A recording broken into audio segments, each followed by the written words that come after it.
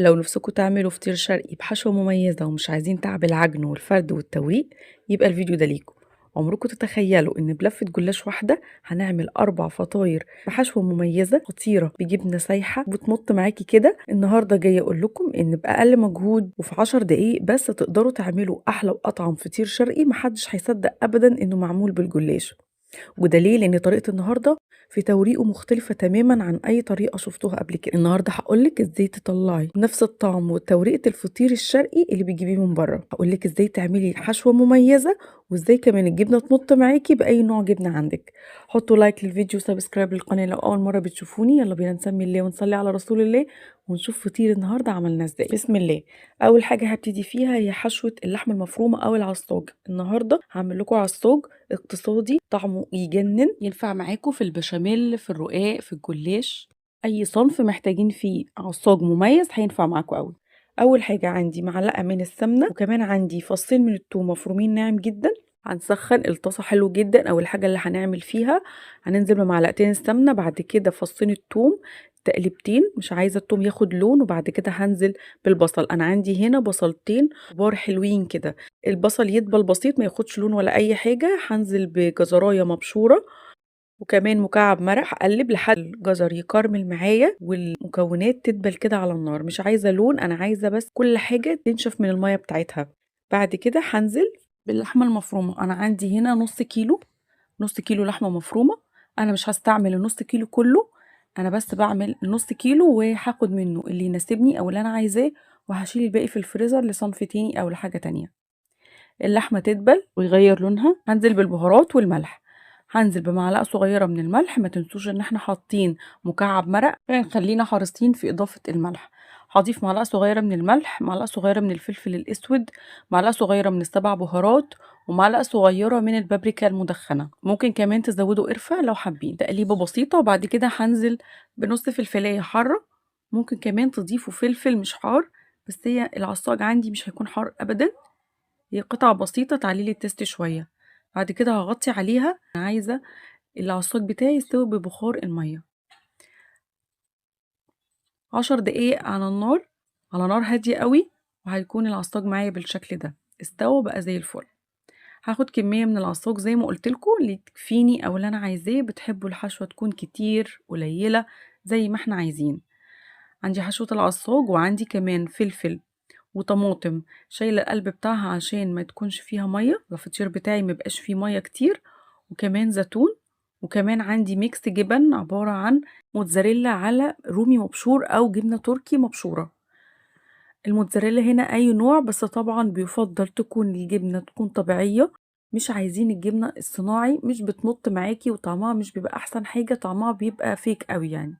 لو حابين تعرفوا الجبنه اللي انا استعملتها اكتبولي في الكومنتات وانا هقول لكم اسمها. ميكس الجبن ده وزنه 300 جرام من الجبنة الموتزاريلا، وحوالي 125 جرام أو 8 كيلو من الجبنة التركي، وأخيرا نص كيلو من الجلاش أو لفة جلاش كاملة. تعالوا أقول لكم بقى إزاي تعملوا خلطة التوريق الجبارة اللي هتحول لكم الجلاش لفطير حرفيا. معلقتين كبار من السمنة، معلقتين كبار بس من السمنة، عليهم علبة زبادي، دي زبادي بلدي طعمها بيبقى غني وحلو قوي. هاخد العلبة كلها، هي حوالي 3 معالق من الزبادي، وكمان نص كوباية من اللبن، وكمان نص معلقة صغيرة من الملح. لازم تحدقي الخلطة دي أو السائل اللي هتدهني بيه الجلاش. وكمان عندي نص معلقة صغيرة من البيكنج باودر، الكاميرا كانت فاصلة بس أنا ضفتها. خلطة التوريق دي الميزة اللي فيها ما فيهاش دسم كتير، بس هتطريلي ورق الجلاش وهتخليه طعمه غني جدا. بما ان الجو ساقع والسمنة جامدة مش عايزة تتخلط كويس قوي، فحطيت البولة دي في الميكرويف 20 ثانية بس لحد ما السمنة تسيح. ما تبالغوش في الحرارة لان ممكن الزبادي تفصل معاكم، الزبادي البلدي بالذات ممكن تفصل معاكم بالحرارة. انا عايزة تدفئة بسيطة جدا بحيث ان السمنة تدوب وتبقى بالقوام ده، قوام لا منه سايح قوي ولا تقيل جدا. بعد كده هدهن الصينية بتاعتي بمقدار من السمنة، حوالي معلقة سمنة. ادهنوا الصينية كويس قوي علشان الفطير ما يلزقش. وهنبتدي نتكلم عن الجلاش. انا عندي هنا نص كيلو من الجلاش، النص كيلو ده بيكون عندي 16 ورقة. طيب انا لو عايزة اعمل فطيرة واحدة هستعمل 4 ورقات بس من الجلاش. أصبح إن لفة الجلاش هتعمل معايا 4 فطاير، 4 في 4 ب16. قسمت ورق الجلاش كل فطيرة 4 ورقات، بقسم شغلي وبنظم نفسي علشان اشتغل على طول والورق معايا ما يجفش بسرعة، زي ما انتوا عارفين ان ورق الجلاش بيجف بسرعة. انا خلاص حضرت ورق الجلاش معايا زي ما قلت لكم، كل فطيرة 4. هاخد اول ورقة هدهن ورقة الجلاش بخلطة التوريق اللي احنا عملناها مع بعض. هندهن قد ايه؟ يعني ولا تدهني كتير قوي تبقي مبالغة، ولا تدهني قليل قوي. انا عايزة الورقة تتشبع كده وتتشرب من السائل ده. وندهن الورقة كلها بالشكل ده، نحط عليها الطبقة التانية او الورقة التانية وندهن بنفس الطريقة بالظبط كده. وناخد الورقة التالتة، كل ورقة لازم تدهن كويس قوي علشان تطرى معايا وتديكي طعم الفطير الغني اللذيذ. والله يا جماعة أنا جوزي لما جاء أكلها قال لي هو ده فطير ولا عاملاه إيه؟ أصل طعمه فطير قوي. قلت له تخيل إن ده معمول بالجلاش، ما صدقش. قال لي حلو قوي، تسلم إيديكي. فبجد اللي بقوله لكم ده مش مجرد ببيع لكم فيديو، والله أبدا، طعمه خطير. بس تتبعوا كل المقادير زي ما هي، ما تنقصوش بقى مقدار وتحطوا مقدار من دماغكم وتقولوا لا الطعم مش هو. حطيت 3 ورقات من الجلاش، ورابع ورقة طبقتها على 2 والاتنين طبقتها على 4. يعني أنا طبقت الورقة على 4. حطيتها في النص ليه؟ عشان تتحمل معايا تقل الحشوة.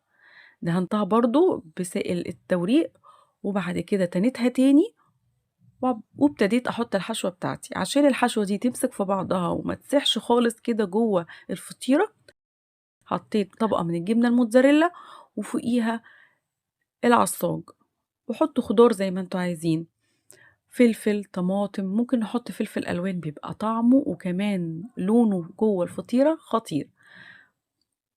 وما تنسوش وانتوا بتقطعوا الطماطم تشيلوا قلبها علشان بيبقى فيها سائل ياما، لما تدخل الفرن هتعمل زي ميه جوه الحشوه. بعد كده ضفت الزيتون، بعد كده رشة من الجبنة تمسك لي بقى كل الحشوة دي مع بعضها، رشة من الزعتر عشان تديكي ريحة زي البيتزا كده. ونبتدي ان احنا نقفل الأجناب بالشكل ده. ندهن برضو من سائل التوريق، وبعد كده نقفل زي الجواب كده بالظبط، زي ما بتعملوا الفطير الشرقي بالظبط، نفس التطبيقة. وده شكل الفطيرة بتاعتنا. طبعا كل فرد معاه فطيرة ومعاه شوية سلطة ومخلل زي الفل. نعمل واحدة تانية كمان بسرعة، طبقة من الجلاش وندهنها كويس قوي، والطبقة التانية والتالتة والرابعة بنطبقها على 2 وندهنها ونطبقها كمان مرة. والفيديو شارح نفسه. وبتني القطعة ديت كده علشان تبقى مربعة ما تبقاش مستطيلة. شوية من الجبنة، كمية مناسبة كده، وبعد كده احط العصاج. ممكن طبعا تبدعوا بقى في الحشوة زي ما انتوا عايزين، حطوا تونة، حطوا شاورما، قطع فراخ متشوحة مع فلفل وبصل، صدق، زي ما انتوا حابين. حط الفلفل والطماطم والزيتون ورشة من الجبنة وكمان رشة من الزعتر، هتديكوا تست عالي قوي. بنطبقها زي اللي قبلها، بناخد الأجناب كده على بعض. ما تنسوش تعملوا الورقة الرابعة كده تطبقوها على 4 عشان تشيل معاكم الحشوة حلو، وتبقى سمك الطبقات فوق زي سمكها تحت. بندهن طبعا بين كل خطوة والتانية بندهن ونطبقها كده. شفتوا السهولة، شفتوا البساطة، والطعم يا جماعة رهيب. هنعمل الاتنين الباقيين بنفس الطريقة بالشكل ده كده ونظبطهم في الصينية. في الآخر خالص هيتبقى معايا معلقتين من خلطة التوريق، هضيف لهم معلقتين من الزيت علشان اللمعة. أنا عايزة وش الفطير بتاعي يكون بيلمع كده وجميل. هندهن وش الفطير حلو قوي. خلاص هو بقى فطير بقى، مبقاش جلاش. ويكون الفرن عندي متسخن على درجة حرارة 180. وانا عايزة الشبكة بتاعتي تكون اعلى من المنتصف بدرجة، ركزولي، اعلى من المنتصف بدرجة، تبقى فوق شوية. ليه؟ لان انا عايزة الوش الفطيرة من تحت تاخد نفس اللون في نفس الوقت. انا مش عايزه الجلاش معايا يقعد فتره طويله في الفرن. الخطوه ديت بقى زي ما انتوا حابين وزي ما انتوا عايزين. حابين تبقى اكسترا جبنه وتاخد وش البيتزا كده، حط شويه من الجبنه وشويه من الخضار زي ما انتوا شايفين كده، وفي الاخر زي ما قلت لكم رشه من الزعتر. لو مش حابين الخطوه دي وعايزين تستكفوا بالفطيره من غير وش بيتزا، دخلوها زي ما هي الفرن وهتبقى 10/10. تاخد قد ايه معانا في الفرن بالظبط كده؟ تلت ساعة. يبقى التسوية على درجة حرارة 180 والشبكة أعلى من المنتصف بدرجة، هتاخد معانا تلت ساعة في الفرن 20 دقيقة. ونقطع بقى ونشوف جمال فطير النهاردة. فطير شرقي ده ولا مش فطير شرقي؟ طبعا شوفوا انتوا الفطيرة بره بتجيبوها بمبالغ قد ايه. عملناها النهاردة في البيت بطريقة جميلة موفرة سهلة بدون عجن ولا توريق ولا تعب. ربع ساعة هتطلعي 4 فطاير حلوين زي دول. بصوا الجبنة بتشد ازاي. هقول لكم بقى ليه الجبنة معايا شدت كده. زي ما قلت لكم في اول الفيديو هقول لكم ليه.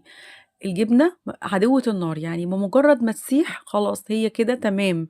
هتقعد اكتر من ربع ساعة معرضة للنار هتفقد خواص المطة بتاعتها.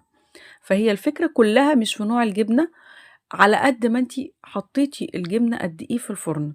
وغير كده كمان الجبنة بتتحط مش متلجة في الحاجة، يعني ما نحطش الجبنة متلجة ونستنى منها انها تمط. اول حاجة الجبنة بتاعتك تبقى بدرجة حرارة المطبخ، ما تطوليش عليها في الفرن، وتختاري جبنة يكون نوعها طبيعي. وبكده يكون فيديو النهاردة خلص. اتمنى يا رب يكون الفيديو عجبكم. لو عجبكم الفيديو ما تنسوش تعملوا لايك وتعملوا كمان سبسكرايب للقناة لو اول مرة بتشوفوني. اشوفكم على خير في وصفة جديدة وفيديو جديد. كان معاكم شيماء ومع السلامة.